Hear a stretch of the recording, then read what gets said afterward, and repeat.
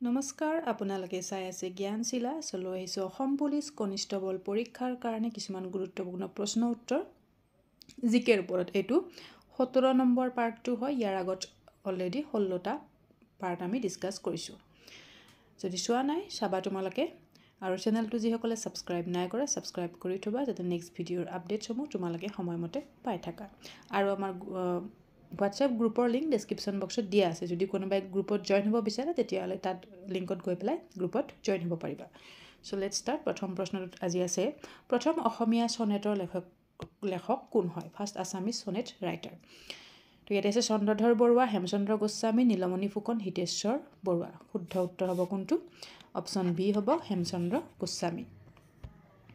শংকৰদেৱে ৰচনা কৰা আটাইতকৈ সৰু পুথিখনৰ নাম কি হয়? তেখেতে ৰচনা কৰা আটাইতকৈ সৰু পুথি, এইখনটো নিশ্চয় জানা তোমালোকে, কি হয়? গুণমালা হয়।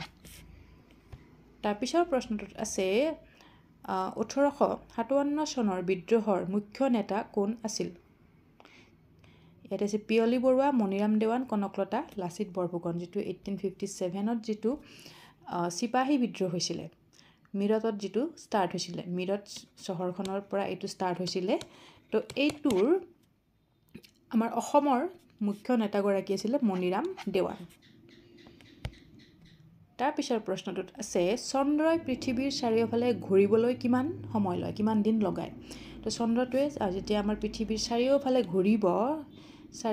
ঘূৰিলে কিমান সময় লগায় টোটেল? তো ইয়াৰে শুদ্ধ উত্তৰটো হ'ব অপশ্যন এ, 27.3, মানে 27.3 ডেইজ লাগে।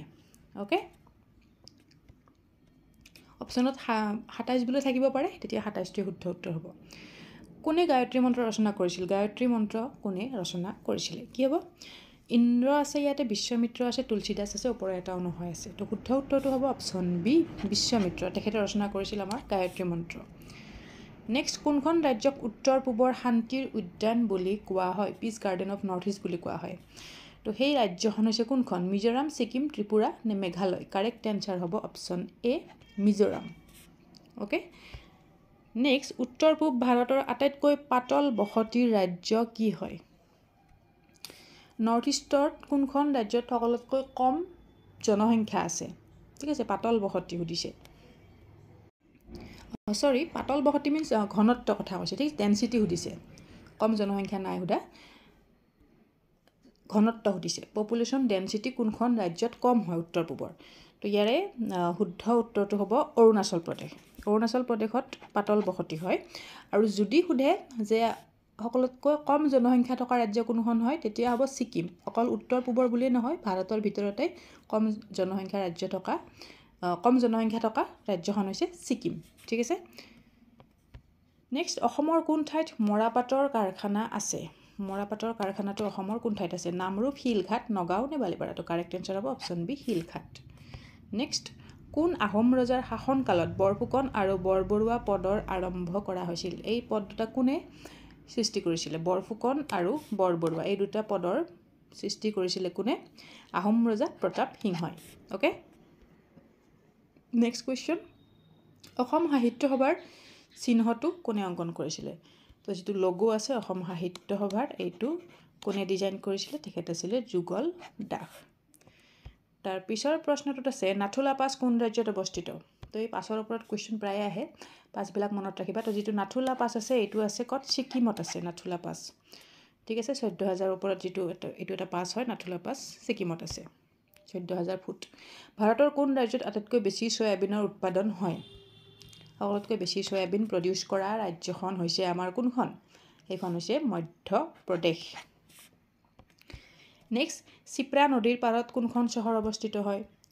তো চিপ্ৰা নদীৰ পাৰত যিখন চহৰ অৱস্থিত সেইখন হৈছে উজ্জয়ন। ঠিক আছে। নেক্সট আছে, কোনজন মোগল শাসকে দুবাৰকৈ শাসন কৰিছিলে? তেখেতে দুবাৰ শাসন কৰিছিল। মানে কি, তেখেতে প্ৰথমবাৰ যেতিয়া শাসন কৰিছিলে তাৰপিছত যুদ্ধ এখনত তেখেতে হাৰি পেলাই পলাই যাবলগীয়া হৈছিল। তাৰপিছত আকৌ তেখেত আহি পেলাই তেখেতে সাম্ৰাজ্য প্ৰতিষ্ঠা কৰিছিলে। তো তেখেত হৈছে হুমায়ুন। ঠিক আছে, শ্বেৰশ্বাহ চুৰিৰ লগত যুদ্ধত হাৰি পেলাই পলাই গৈছিলে, তাৰপিছত আহি পেলাই পিছত সাম্ৰাজ্য প্ৰতিষ্ঠা কৰিছিলে হুমায়ুন। নেক্সট, জালিয়াৱালা বাগ কাণ্ড কেতিয়া সংঘটিত হৈছিলে?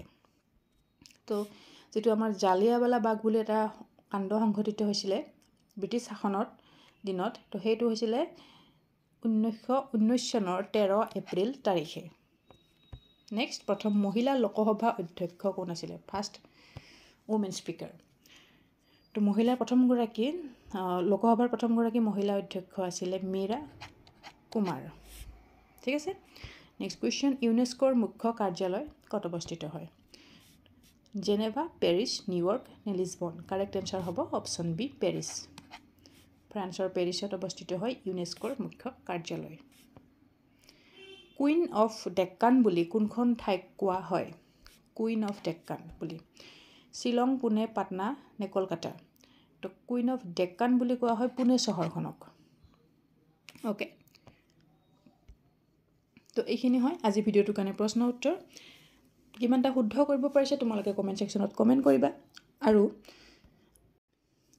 যদি আসাম পুলিচ কনষ্টেবল পৰীক্ষাৰ কাৰণে তোমালোকে এটা পাৰফেক্ট PDF এটা বিচাৰি আছা তেতিয়াহ'লে এইটো তোমালোকৰ কাৰণে বহুখিনি হেল্পফুল হ'ব এই PDFটো য'ত 700 কুৱেশ্যন আমি ইনক্লুড কৰিছোঁ সম্পূৰ্ণ অসমীয়া মাধ্যমত এই PDFটো বনোৱা আছে জিকে আৰু ইংলিছ গ্ৰামাৰৰ ওপৰত কুৱেশ্যন পাবা 700 কুৱেশ্যন যেটো মূল্য হৈছে ₹70 তো যিসকলে এতিয়াও লোৱা নাই তেওঁলোকে ল'ব পাৰিব হোৱাটছএপ নম্বৰ স্ক্ৰীনত দি থোৱা আছে এই নম্বৰটোত কণ্টেক্ট কৰিলে তোমালোকে ল'ব পাৰিবা নাইবা ডেছক্ৰিপশ্যন বক্সত লিংক দি থোৱা আছে তাত তোমালোকে গৈ পেলাইও পাৰচেজ কৰিব পাৰিবা so thank you so much till then keep learning keep sharing see you soon